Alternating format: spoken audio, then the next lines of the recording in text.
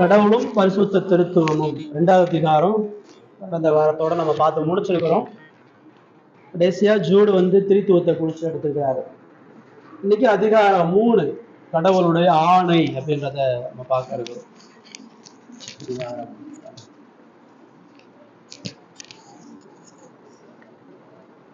17வது பக்கத்துல 7 பாயிண்ட் இருக்குது. அதில் முடிஞ்ச வரைக்கும் இன்னைக்கு நம்ம பார்க்கலாம். கடவுளுடைய ஆணை வாசிங்க. கடவுளின் ஆணை. கடவுள் தனது பேரறிவும் பரிசுத்தமும் கொண்ட சுய சித்தத்தின் ஆலோசனையினால் இனி நிகழப்போகிற அனைத்து காரியங்களையும் சுதந்திரமாகவும் மாறா தன்மையுடனும் நித்தியத்திலிருந்து தாமே தமக்குள்ளாக தீர்மானித்திருக்கிறார். கடவுளின் ஆணைனா முதல் சொல்லுங்க. எல்லாமே அவரோட அதிகாரத்துல தான் இருக்கு. யாரை சார்ந்தும் இல்ல, யாரோட சொல்லி கேட்கல, யாரோட அதான் இன்னொருத்தங்க பேச்ச கேட்கல.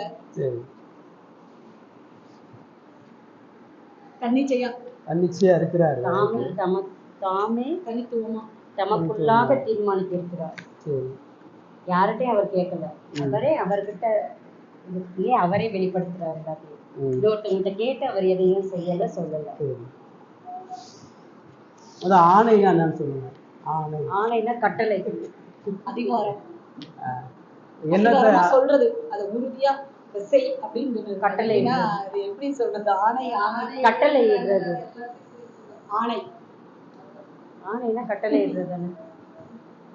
கடவுளுடைய ஆணைனா கடவுள் எதெல்லாம் கட்டளையிட்டார்? என்ன கட்டளையிட்டார்? கடவுள் பாவத்தை கட்டளையிட்டாரா? அப்புறம் எப்படி பாவம் வந்துச்சு? ஆணைனா என்ன சொல்லுதுன்னா, பாருங்க, கடவுள் தனது பேரறிவினாலையும் பரிசுத்தத்தினாலையும் இனி நிகழப்போகிற எல்லாத்தையும் சுதந்திரமாக மாறா தன்மையோடு நித்தியத்திலிருந்து தீர்மானித்திருக்கிறார்னு சொல்லுது. எதையும் படைக்கிறதுக்கு முன்னாடி எதை படைக்க போறோம், எப்படி படைக்க போறோம், அந்த படைப்பு எப்படி செயல்பட போகுது, அந்த படைப்பு எப்படி விழப்போகுது, அதுல நான் எப்படி காப்பாற்ற போறேன், இந்த படைப்பை எப்படி அழிக்க போறேன், இது எல்லாத்தையும் முன்னாடி ப்ரீ பிளான் பண்றது. ஆராதனை ஒரு 1.5 மணி நேரம் நடக்குதுன்னா இதை முன்னாடியே ஆயத்தம் பண்ணாம நம்ம நடத்த முடியாது.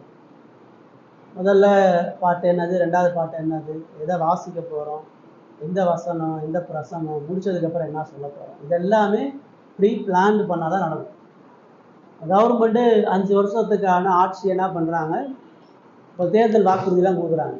இதெல்லாம் நாங்கள் செய்வோம், அதெல்லாம் செய்வோம். அந்த வாக்குறுதியை செயல்படுத்துகிறாங்களா? இல்லை. எல்லா இடத்துலையுமே இந்த ஆணை என்பது ஒரு குடும்பத்தில், ஒரு ஊரில், ஒரு நாட்டில் நடக்குது. ஆனால் மனித ஆணைகளுக்கும் கடவுளுடைய ஆணைகளுக்கும் உள்ள அடிப்படையான விஷயங்களை அவர் சொல்கிறார். மனித ஆணைகள் மாறும், மனித ஆணைகள் செயல்படுத்த முடியாது. மனித ஆணைகளுக்கு பிற காரணங்கள்லாம் இருக்கு. ஒருத்தர் மட்டும் செய்யணும். இப்போ கவர்மெண்ட் ஆர்டர் போடுதுன்னா, முதலமைச்சர் ஒரு ஆர்டர் போடுறாருன்னா அந்த வேலையை அவர் செய்ய முடியாது. அவர் ஆர்டர் மட்டும்தான் போட முடியும். அது கீழே இருக்கிறவங்க எல்லாம் சேர்ந்து வேலை செய்யணும். ஆனால் கடவுளை பொறுத்து அப்படி கிடையாது. அவர் ஆர்டர் போடுறத அவரே முழு மூச்சா எல்லாத்தையும் செய்கிறாரு. அதான் சொல்லுங்க. ஆணைனா அவருடைய தீர்மானம், என்ன செய்ய போறோன்றதை திட்டத்தையும் தீர்மானத்தையும் செயல்படுத்துறது. அதுல அவருடைய பேரறிவும் பரிசுத்தமும் இருக்குது. நிகழப்போகக்கூடிய காரியங்களையும் செய்கிறார். பாவம் நிகழப்போகுதுல, அது அவருடைய ஆணையில இருந்துச்சா இல்லையா? ஆணையில இருந்தா அதான் பின்னாடி சொல்றாரு, அவருடைய நோக்கங்கள் அனைத்தும் நிறைவேற்றப்படுகிறன்னு சொல்லிட்டு, அதே வேளை அவர் பாவத்திற்கு காரண கர்த்தரோ அல்லது அதை செய்வதில் எவரோடும் எந்த கூட்டும் உள்ளவரோ அல்லன்னு சொல்லுது. அது எப்படி செய்ய முடியும்? ஆராதனையை நான் கம்ப்ளீட்டா பிளான் பண்ணிட்டு அது நடக்கக்கூடிய ஒரு சம்பவத்துக்கு எனக்கு அதுக்கு சம்பந்தம் இல்லை நான் சொல்ல முடியும்? எல்லாத்தையும் நான் தான் திட்டம் பண்றேன், ஆனா நிகழக்கூடிய நிகழ்வுகளுக்கு நான் பொறுப்புலன்னு சொல்ல முடியுமா? ஆனா இதுல ரெண்டையுமே சொல்றாங்க. கடவுள் திட்டமும் பண்றாரு, அந்த திட்டத்துல பாவம் இருக்குதா? கடவுள் பாவம் திட்டம் பண்ணாரா? பாவத்தை திட்டம் பண்ணுதா? ஆனா பாவத்துக்கு விலகி சொன்னாரு. படைக்கும் பொழுது ஆதாம் பாவம் விழுவான்னு தெரியுமா தெரியாதா? அவருடைய அனுமதின்றது அவருடைய திட்டத்துல இருக்குதா இல்லையா? இருக்குது. அவர் திட்டம் போடுறார், திட்டத்தின் அடிப்படையில் நடக்குது. ஆனா அவர் காரணம் இல்லைன்றார். அது எப்படி நடக்கும்? அப்படி நீங்க ஒரு பிளானை போட்டு ஒன்று செஞ்சுட்டு எனக்கு அதுக்கு சம்மந்தம் இல்லைன்னு நீங்க சொல்ல முடியாது. ஆனா கடவுள் வந்து அப்படி சொல்ல முடியாது.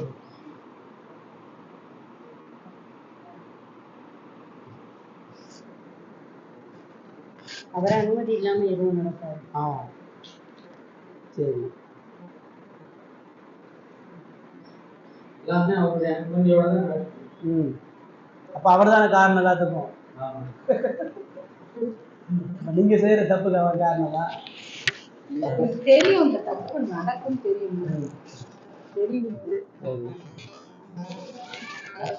முன்னாடியே பிளான் பண்ணி செய்யறது அப்படிங்கிறத எல்லாமே தெரியும். பாவமானது ஒன்றுமே இல்லைங்கிறது நம்ம செய்யக்கூடிய அவரை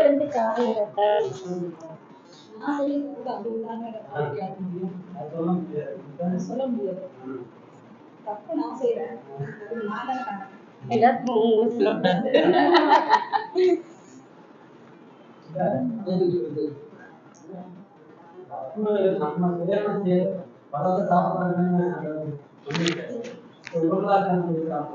அது அவருடைய திட்டத்துல இருந்திருக்குல்ல.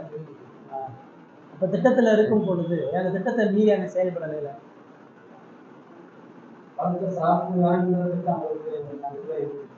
அவருடைய திட்டம் இருந்துச்சுல்ல, அதாவது அவன் இந்த பழத்தை சாப்பிடுவான்றது அவருடைய திட்டத்துல இருந்துச்சுல்ல.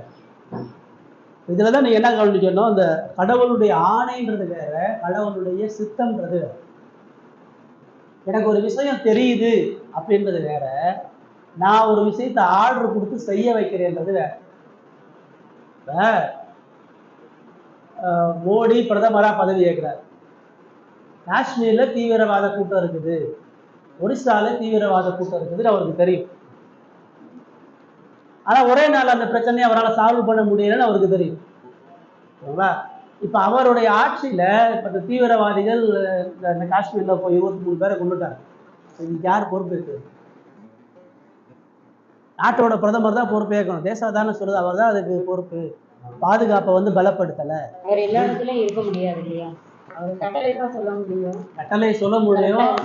ஆனா நாட்டை பாதுகாக்காத பொறுப்பு அவர்கிட்ட இருக்குது இல்லை. அவர் அதை சரியா செய்யல. பொறுப்பற்ற தன்மையை செய்யற இதே தான் நீங்க ஆதாமுடைய பாவத்துல கடவுள் படைச்சு அவன் பாவம் செய்யறான்னு அவருக்கு நாலேஜ் இருக்கும் பொழுது அது விழுந்ததுக்கு அவர் தான் பொறுப்பு இல்லைன்னு அப்படி சொல்ல முடியும்.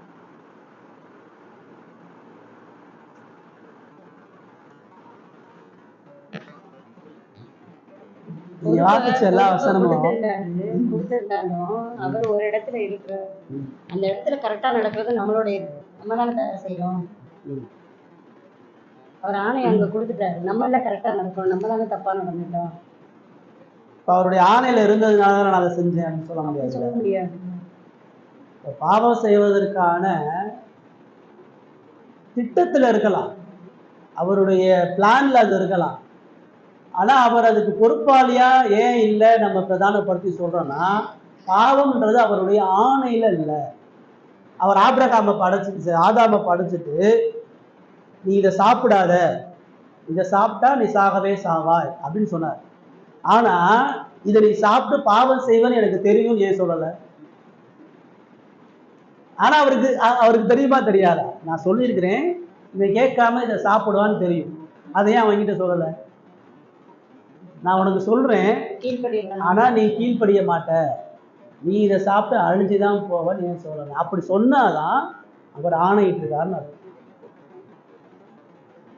அவர் ஆணை என்னது? அவருடைய ஆணை என்னன்னா, இதை நீ சாப்பிட்டா அழிஞ்சிருவ, இதை சாப்பிட்டா ஜீவன் பெறுவ, இதுதான் அவருடைய ஆணை. ஆனா அவருடைய திட்டத்துல அவன் சாப்பிட்டு விழுந்து போவான்னு இருக்குது, அது அவருடைய ஆணை கிடையாது. ஆணைன்றதை நேரடியா கட்டளை கொடுத்து படைப்புகளுக்கு பொறுப்பை கொடுத்து செயல்படுத்துறது. ஆதாம் கொடுக்கப்பட்ட ஆணை வந்து அவன் சாப்பிடக்கூடாதுன்னு தரான். சாப்பிட்டதுக்கு கடவுள் பொறுப்பேற்க முடியாது, ஏன்னா அது அவருடைய ஆணை கிடையாது, அவருடைய அத்தாரிட்டியில அது செய்யப்படலை. ஆனா அவருடைய அனுமதியில அது செய்யப்படுது. ரெண்டுக்கும் ஒரு பெரிய வித்தியாசம் இருக்கு. அதான் கடவுள் சுதந்திரமா தான் நினைச்சதெல்லாம் அவரால் செய்ய முடியும். சுயாசித்தா இருந்தாலும் கடவுளால பொய் சொல்ல முடியாது, கடவுளால பாவம் செய்ய முடியாது. ஏன் இது நம்ம சொல்றோம்? அவருடைய குணாதிசயத்துக்கு ஒத்து இல்லாத எதையும் அவரால் செய்ய முடியாது. அதே போலதான் கடவுளுடைய ஆணை என்பது அது பரிசுத்தமும் நீதியும் கொண்டதாக, மாறாத தன்மையுடையதாக அவர் இருக்குது. ஒரு மாறாத தன்மையில இந்த உலகம் இப்படிதான் இயங்கணும், இந்த உலகம் இப்படி இயங்கணும், இந்த உலகத்தை நான் இப்படி மீட்கணும், இந்த உலகத்துக்கு இயேசு அனுப்பணுன்றதெல்லாம் அவருடைய தீர்மானத்திலையும் ஆணையிலையும் சேர்ந்திருக்குது. அதுல மனிதனுடைய பொறுப்பை அவன் என்ன செய்யும்? மனிதன் செய்யக்கூடிய பாவத்துக்கு கடவுள் ஒரு பொழுதும் பொறுப்பேற்பது கிடையாது. ஆமா, தெரியும். ஏன் தடுக்கல? 10வது முறையாக நீங்க இந்த கேள்வி கேட்குறீங்க. 10வது முறையாக நான் பதில் சொல்றேன். ஏன் தடுக்கலைன்னா, அவனை பொறுப்பு உள்ளவனா படைச்சார். சட்டம் கொடுத்தாச்சு, ஒன்வேன்னு போர்டு போட்டாச்சு. நீ ஒன்வேல போனேன்னா உனக்கு ஃபைன் அப்படின்னு ஒரு டிராஃபிக் கான்ஸ்டபிள் நிற்கிறாரு, அங்கிட்ட ஒரு மீட்டிங் நடக்குது, அங்கிட்ட ஒன்வேன்னு போர்டு போட்டாச்சு, யாரும் போகக்கூடாதுன்னு போர்டு வச்சாச்சு. அந்த போர்டை படிச்சுட்டு ஒருத்தர் நேராக உள்ள போறான். அந்த போலீஸ் என்ன பண்ணுவாரு? தடுக்க முடியாது. அந்த சட்டத்தை மீறினதுக்கு அவனுக்கான தண்டனை கொடுத்துதான் ஆகும். அதே மாதிரி கடவுள் சட்டத்தை கொடுத்துட்டாரு, மனுஷன் அதுக்கு கீழ்ப்படியணும். அந்த சட்டத்தை மீறதை கடவுள் தடுக்க மாட்டார், அதுக்கான நீதியை தான் கடவுள் செலுத்துவார். சரிங்களா? அப்போ அதுதான் இந்த ஆணைக்கும் சுதந்திரமான திட்டத்துக்குமான காரணம். அதனாலதான் அவரு எந்த படைப்புகள்னாலும் அவரு அந்த படைப்புகளின் சித்தத்துக்கு ஊறு ஏற்படாமலும் துணை பொருட்கள் அல்லது இடைக்காரணங்களின் சுதந்திரமாக செயல்பாடுகள் நீக்கப்படாமலும். அப்படின்னா இது என்ன சொல்ல வருதுன்னா, படைப்புக்கு கொடுத்த எந்த பொறுப்பையும் அவர் உள்ள வந்து செயல்படுத்த மாட்டார்னு சொல்லுங்க. உங்களுக்கு ஒரு வேலையை கொடுத்துட்டு நீங்க அந்த வேலையை செய்யறீங்களா இல்லையா வந்து பார்த்துட்டு இருக்க மாட்டார். ஆஃபீஸில் நீங்கள் இந்த வேலையை செய்யுங்க அப்படின்னு சொல்லிட்டு மேனேஜர் வந்து அவர் வேலையை பார்க்க போயிடுவார். நீங்கள் அந்த வேலையை செய்யணும். அவர் பின்னாடி உட்காந்துட்டு இப்படி செய் அப்படி செய்யன்னு சொல்லி கொடுக்க மாட்டார். அதே போல் கடவுள் இந்த உலகத்தில் மனுஷனை படைச்சிட்டு அவனுக்கு எப்படி வாழ்வுன்னு சொல்லக்கூடிய அந்த பொறுப்புகளில் அவர் உள்ள புகுந்து அதை தடுக்க மாட்டார்.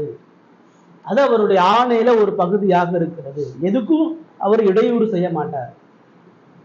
சூரியனுடைய அஸ்தமனத்திலிருந்து இரவு வர்றதுலேருந்து மிருகங்களுடைய செயல்பாடு, மனித அரசாங்கங்களுடைய செயல்பாடு, இது எதுலேயுமே கடவுள் தானா உள்ள புகுந்து அவங்களுடைய பொறுப்பை மாற்றி செய்யறதுலாம் இருக்கு. எல்லாரும் அவங்கவுங்க பொறுப்பை செய்வதற்கான எல்லா உரிமைகளையும் அந்த ஆணையை செலுத்துகிறார். ஆனா மனுஷன் கடவுளுடைய பொறுப்பை மீறி, கடவுளுடைய சித்தத்தை மீறி, கடவுளுடைய படைப்பையும் கடவுளுடைய சட்டத்தையும் மீறினாலும் கடவுள் அதை எல்லாவற்றையும் தனது ஆளுகையில நன்மைக்காக செயல்படுத்துகிறார். மனித பாவத்தையும் தன்னுடைய நன்மைக்காக கடவுள் மாற்றி அமைக்கிறார். ஆதாம் வீழ்ந்து போனனாலதான் இயேசு வர முடிஞ்சது. கடவுளை குறித்த மகிமையையும் கடவுளுடைய மீட்பையும் நம்ம உணரக்கூடிய வாய்ப்பை கடவுள் கொடுக்குறார். பாவம் செய்யாம இருந்த ஆதாம் கடவுளை அறிஞ்சதை விட பாவம் பண்ணதுக்கு அப்புறம் கடவுளை குறித்து அறியக்கூடிய அறிவு வந்து மனிதனுக்கு அதிகமாக இருக்கு. கடவுளோட இன்னும் நெருங்கி சேரக்கூடிய வாய்ப்பை கடவுள் ஏற்படுத்தி கொடுக்குறார். அப்போ அதே மாதிரி கடவுள் இந்த உலகத்துல பிசாச, பாவத்தை, இதை எல்லாத்தையும் தனது திட்டத்துல பயன்படுத்தி எல்லாரும் என்னென்ன பாவம் பண்ணாலும் அவர் நினைக்கிறத மட்டும்தான் எல்லா மனுஷனும் இந்த உலகத்துல செய்ய முடியும். எல்லா மனிதனுடைய தவறுகளையும் கடவுள் கண்ட்ரோல் பண்ணி ஆளுகை செய்து தனது நாமத்தை உயர்த்துகிறவராக இருக்கிறார். அதான் அந்த ஆணையினுடைய முழு சாராம்சம். அதான் சொல்லுது, அவரது வல்லமையும் நேர்மையும் எல்லாவற்றிலும் வெளிப்படுகிறதாக இருக்கிறது. அவருடைய பரிசுத்த குணாதிசயங்கள் வார்த்தைக்கு ஏற்றபடி அவர் எந்த இடத்துலையும் நிலை தடுமாறி, நமக்கு தான் எல்லாமே ஆக்சிடென்ட் நடக்கிறதெல்லாம் அதிசயமும் ஆச்சரியமா இருக்கு. கடவுளுக்கு எதுவுமே அதிசயம் கிடையாது, எதுவுமே ஆச்சரியம் கிடையாது. என்ன பிளான் பண்ணியிருக்காரோ அதுதான் நடக்குது. அதான் அவருடைய தீர்மானம். அப்ப 2வது 3வது பாயிண்ட் அசீலக வாசிங்க. அப்படியா? அனைத்து சந்தர்ப்பங்களிலும் நிகழக்கூடிய அனைத்தையும் கடவுள் அறிந்திருந்த போதும் எதிர்காலத்தில் அவற்றை அவர் முன்னறிந்ததினாலேயோ அல்லது சில சூழ்நிலைகளின் கீழ் அவை எவ்வகையிலாவது நடைபெறும் என்பதாலோ அவர் எதையும் ஆணையிடவில்லை. அனைத்து சந்தர்ப்பங்களிலும் நிகழக்கூடிய அனைத்தும் கடவுள் அறிந்திருந்த போதும் எதிர்காலத்தில் அவற்றை அவர் முன்னறிவித்தனாலேயோ அல்லது சில சூழ்நிலை கீழ் அவை எவ்வகையிலாவது நடைபெறும் என்பதாலோ அவர் எதையும் ஆணையிடவில்லை. அவருக்கு எல்லாமே தெரியும், முன்னாடியே எல்லாமே தெரியும். அவர் ஆணையிட்டது இப்படிலாம், அதாவது நம்ம நினைக்கிற மாதிரி கிடையாது. அவர் முன்னாடியே எல்லாத்தையும் அறிவிச்சிருக்கிறாரு, எல்லாமே நடக்கும்னு அவருக்கு தெரியும். அதன் மூலமா தான் அவர் கிறிஸ்துவே அனுப்பிச்சிருக்கிறாரு. என்ன சொல்லுதுன்னா, இப்போ ஆபிரகாமை அவர் தேர்ந்தெடுக்கிறார். ஆபிரகாமை கல்தேய பட்டணத்தில் தேர்ந்தெடுக்கிறார். ஏன் தேர்ந்தெடுத்தார்னா, இவன் விசுவாசத்துல உறுதியா இருப்பான், இவன் தான் மகனை எனக்காக பலியிடுவான், இவன் விசுவாசத்தின் தகப்பனா இஸ்ரவேலுக்கு சாட்சியா இருப்பான், இவன் தான் அதுக்கு தகுதியான ஆள் அப்படின்னு தேர்ந்தெடுக்கலை. அதான் சரி. எதிர்காலத்துல ஆபிரகாம் இப்படிலாம் வாழ்வான்ற காண்டி தேர்ந்தெடுக்கலை. தாவீது, அதே மாதிரி நோவாவை, அதே மாதிரி கடவுள் ஏதாச்சும் ஒரு விஷயத்தை செய்யறதுக்கு முன்னாடி இப்படிலாம் இது நடக்கும், இந்த விளைவுகள்லாம் உண்டாகுன்ற அடிப்படையில அவர் யாரையும் தெரிந்தெடுக்கல, ஆணையிடவில்லை. அவருடைய ஆணைக்கு எதிர்கால விளைவுகளோ நிகழ்வுகளோ காரணகர்த்தா கிடையாது. இப்ப கடவுள் உங்களை தெரிந்தெடுத்துக்கிறாரு, உலக தோற்றத்துக்கு முன்னாடி உங்களை தெரிந்தெடுத்துக்கிறார். ஏன் தெரிந்தெடுத்தாரு? நீ அவருக்கு பிரியமா வாழ்வீங்களா? அததான் ஏன் கேட்கிறேன். இந்த இடத்துல ஆணைன்னு சொல்லும் பொழுது எதா சொல்லும், எதிர்காலத்தினுடைய சூழ்நிலைகள்னால இது இப்படி நடக்கும்னு நினைச்சு அவர் ஆணையிடலன்னு சொல்லுது. யாரையுமே, அதனாலதான் திரும்ப 2வது சொல்லும் பொழுது அவருடைய ஆணையில தனது மகிமையை வெளிப்படுத்துவதற்காக சில மனிதர்களிடத்திலையும் தேவதூதர்களிடத்திலையும் நித்திய ஜீவனை அடையும்படியாக முன்குறிக்கப்பட்டுள்ளார்கள். சில பேரை அவர் முன்குறிக்கல, அவருடைய நீதி வெளிப்பட்டு அதன் மூலமாக மகிமை அடையும்படியாக அவர் தெரிந்து கொண்டார். அதுதான் ரொம்ப முக்கியமான வசனம். ரோமர் 9 அவர் சொல்றாரு, நான் யாக்கோபை சிநேகித்து ஏசாவை வெறுத்தேன். இப்ப யாக்கோபு எதுக்கு சிநேகித்தாரு, ஏசா எதுக்கு வெறுத்தாரு? அதோட இஷ்டம் முடியாது. அவரை நம்ம கேட்க முடியுமா? ஏன்பா இப்ப நம்ம ஒரு பிள்ளைய நல்லா நேசிக்கிறோம், ஒரு பிள்ளைய அது காரணம் இருக்குல்ல. நீங்க ஒரு பிள்ளைய நேசிக்கிறதுக்கு ஒரு பிள்ளைய வெறுக்கிறதுக்கு காரணம் இருக்குல்ல. கீழ்படியதோ ஏதோ ஒரு அஃபெக்ஷன் இருக்குதுல்ல. எதுவுமே இல்லாம எப்படி ஒருத்தவங்க நீ நேசிக்க முடியும்? யாக்கோபை நேசிச்சேன்னு சொல்றாரு, எதனால?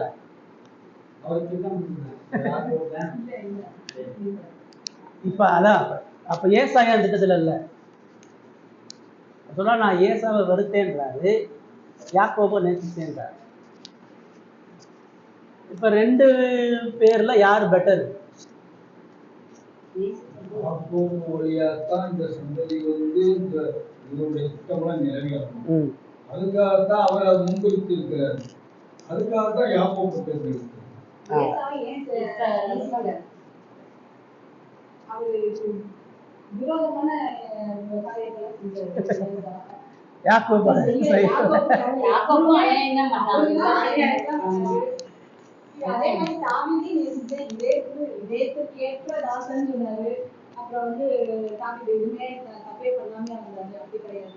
அப்ப அது என்ன சொல்லுதுன்னா, இப்ப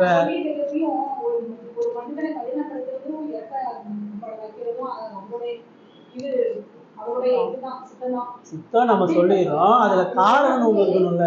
அதுதான் அப்படி சொல்றப்ப தாவீதை தான் நினைச்சாங்க. அது எப்படி தாவீதை கேட்கறது அப்படின்னு சொல்றப்ப ஏதோ ஒரு காரணம் இருக்குல்ல. அதான் என்ன காரணம்? ஒரு காரணம் இல்ல,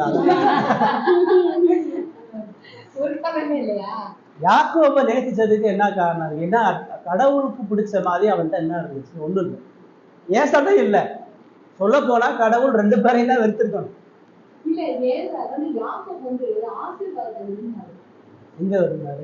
ஆமா, கடவுளுக்கு ஆசீர்வாதம் கொடுத்தாதான் அவங்க காலையே விடுவேன்னு பிடிச்சிக்கலையா?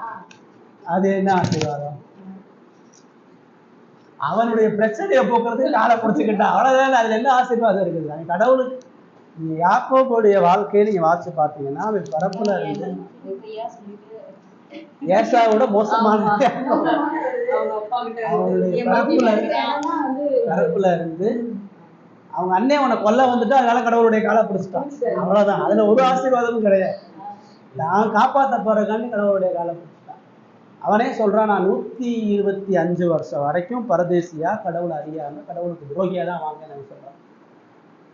யாக்கோபு நேசிக்கிறதுக்கு, கடவுள் யாக்கோபை நேசிக்கிறதுக்கு அவங்ககிட்ட எந்த ஒரு சின்ன நல்லதும் இல்லை. அதே மாதிரி ஏசாவை அவர் வெறுக்கிறதுக்கு அவனுடைய பாவம் எவ்வளவு பெருசா இருக்குதோ அதே அளவுக்கு தான் யாக்கோபுடைய பாவம் இருக்குது. அதனாலதான் அவர் சொல்றாரு, பிள்ளைகள் இன்னும் பறக்கிறதுக்கு முன்னாடி,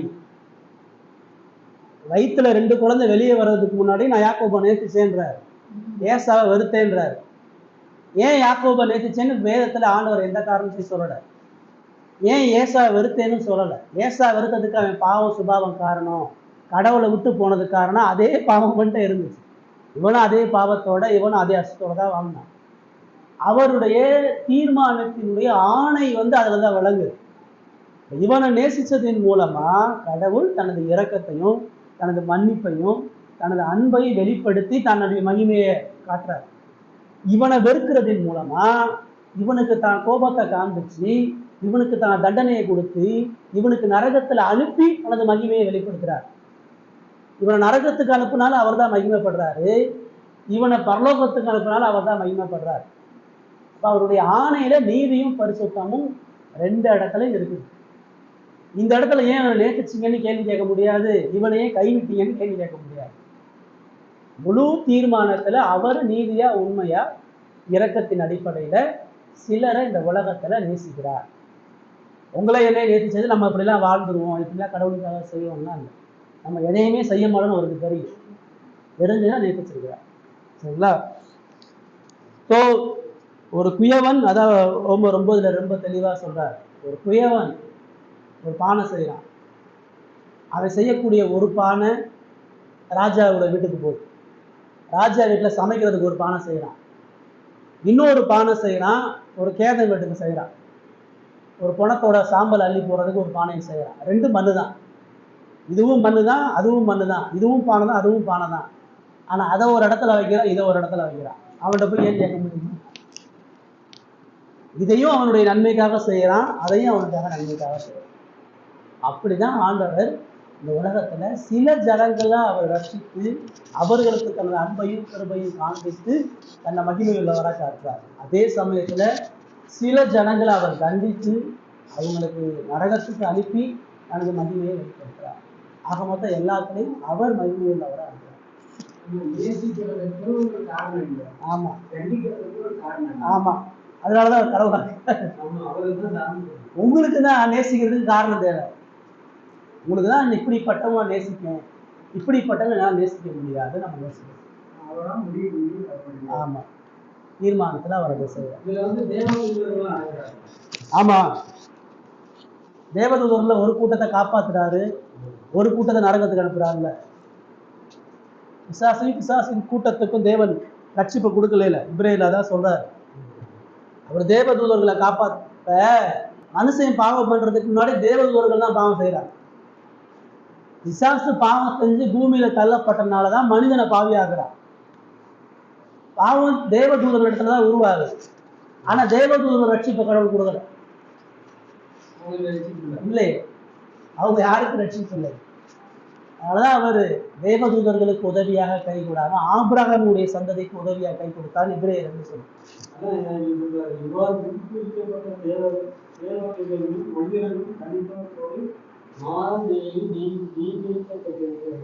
ஆமா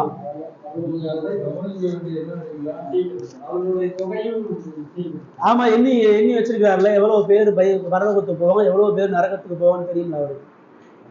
யோவான் 11 அதான் சொல்றாரு, நான் தெரிந்து கொண்டவர்களை அறிவேன்.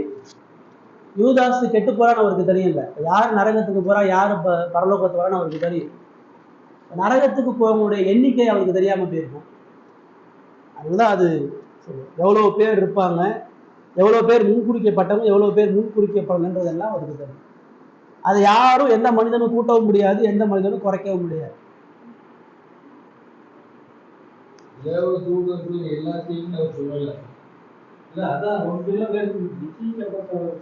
வரையறுக்கப்பட்டவர்கள். இந்த கூட்டத்திலிருந்து தள்ளப்பட்டவர்கள் தான். தள்ளப்படுற இன்னும் எத்தனையோ தூதர்கள் வந்து மனிதர்களுக்கு தேவையானவர்கள்லாம் செஞ்சுட்டு இருக்காங்கல்ல, அவங்கெல்லாம் யோசிக்கிறாங்க. ஸோ அப்ப இது பகுதி கடவுளுடைய ஆணை முதல் என்ன சொல்றதுன்னா, கடவுளுடைய ஆணை பரிசுத்தமானது, உண்மையானது, நீதியானது, அதுல எந்த குளறுபடியும் இல்லை. அப்ப பாவம் பிசாசுக்கு எல்லாத்துக்கும் என்ன காரணம்னா, கடவுளுடைய படைப்பின் திட்டத்திலையும் சித்தத்திலையும் பாவமும், பிசாசு பாவம் செய்வான்னு தெரியும், பிசாசு ஆதாம வீழ்த்துவான்னு தெரியும், பிசாசு ஒரு கூட்டத்தை நரகத்துக்கு அனுப்புவான்னு தெரியும். அதை கடவுள் தனது சித்தத்தில் அனுமதிக்கிறாரே ஒழிய தனது ஆணையில் அவர் எங்கேயுமே அனுமதிக்கல. அவர் கட்டளையிட்டு நீ போய் காட்டி கொடு, நீ போய் ஆதாம சோதி, நீ போய் இவ்வளவு பேர் நரகத்துக்கு அனுப்புன்னு எங்கேயுமே கடவுள் சொல்றாரு. அதனால அவர் தீமைக்கு ஒரு பொழுதும் காரணக்கர்த்தா கிடையாது. ஆனா அவருடைய அனுமதி இல்லாம தீமை நடக்கவும் நடக்காது. அவருடைய சித்தம் இல்லாம பிசாசு எதையும் செய்யவும் முடியாது. பிசாசு தன்னுடைய சுய சித்தப்படி பாவத்தை கொண்டு வரான், அழிவை கொண்டு வரான், எல்லாம் கொண்டு வரான். கடவுள் அதை ஆட்சி செய்து அனுமதிக்கிறார். இதுக்கு யோபுவுடைய வாழ்க்கை நல்ல எக்ஸாம்பிள். யோபு உத்தமனும் சன்மார்க்கனுமா கடவுளுக்கு பயந்து வாழ்றான். யோபுவுடைய வாழ்க்கையில அழிவை தேவன் அனுமதிக்கிறாரு பிசாசினுடைய மூலம். யோபை சோதிக்கணும், யோபை விளத்தள்ளணும், யோபு பிள்ளைங்க சாகணும், யோபு சொத்தை இழக்கணும்னு கடவுள் விருப்பப்படவே இல்லை. ஆனால் விருப்பப்பட்டது யாரு? பிசாசு. பிசாசு போய் பாருங்க, ஆண்டவர் என்ன சொல்றான், நீங்க அவனை ஆசீர்வதிச்சதுனாலதான் அவன் இதெல்லாம் செய்யறான் அப்படின்னு சொல்றான். ஆண்டவர் என்ன சொல்றாரு, அவனுடைய சொத்து இல்லைனாலும் பிள்ளைனாலும் அவன் இந்த தெரிந்து கொள்ளப்பட்டவன விசுவாசத்துல உறுதியா இருக்கான். அதுக்கு தேவன் பிசாசு அனுமதி கொடுக்குறாரு. அவனை உடைக்கிறதுக்கும் அவன் சொத்தை அழைக்கிறதுக்கும் அவன் பிள்ளைங்க சாகிறதுக்கும் தேவன் அனுமதி கொடுக்குறார். ஆனா காரணம் அவரான்னு பார்த்தா அவர் கிடையாது. அவரை யோபு முழுமையாக அழிக்கப்பட்டதுக்கு பிசாசு தான் காரணம், அவர் காரணம். ஆனா அவருடைய அனுமதியோடு அது அந்த திட்டம் நடைபெறுது. அந்த அழிவின் மூலமா கடவுள் மகிமைப்படுறாரா இல்லையான்றதான் கேள்வி.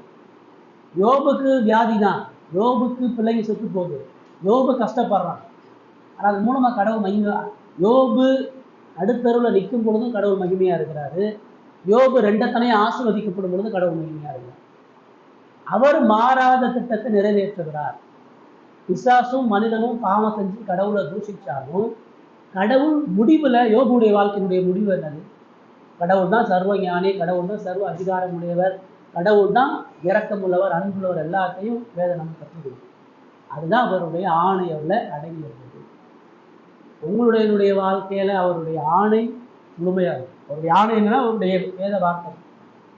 இந்த மீறி நடக்கும்போது அதுக்கான விளைவுகளை நம்ம சந்திக்கிறோம். கடவுள் அதுக்கு பொறுப்பு இல்லை. ஆனால் நம்முடைய மீறுதலை கடவுள் ஆளுகை செய்து அதிலே மகிமைப்படுகிறவரா இருக்கிறார். சரிங்களா? ரைட்டோட நம்ம அடுத்த வாரம் பாக்கி உள்ள 5, 6, 7 நம்ம பார்க்கலாம். ரைட், ஜெபம் பண்ணலாம்.